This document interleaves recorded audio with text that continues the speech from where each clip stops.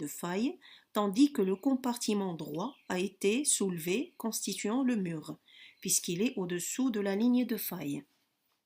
Le rejet horizontal transversal d'une faille normale correspond à un éloignement relatif des compartiments suite à une distension.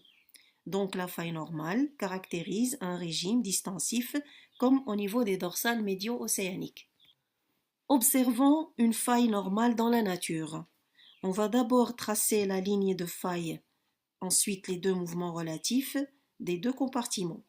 La ligne de faille en trait discontinu noir, épais, et le compartiment gauche a été soulevé, c'est le mur, le compartiment droit a été abaissé, c'est le toit.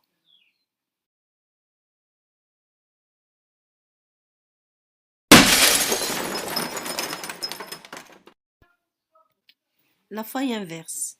Si un ensemble de roches subit deux forces latérales de compression ou contrainte compressive, une cassure se produit et les deux compartiments issus de cette cassure subissent un mouvement relatif.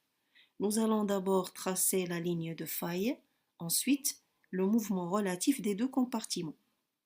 Ici, on constate que le compartiment gauche est soulevé, il va constituer le toit car il est au-dessus du plan de faille, alors que le compartiment droit est abaissé et va constituer le mur car il est au-dessous du plan de faille. Le rejet horizontal ou transversal d'une faille inverse correspond à un rapprochement suite à une compression, c'est-à-dire que les deux compartiments vont se rapprocher l'un de l'autre suite à la compression.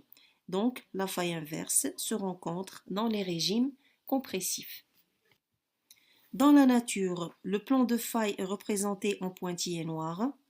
À gauche, le mur car au-dessous du plan de faille et à droite le toit car au-dessus du plan de faille.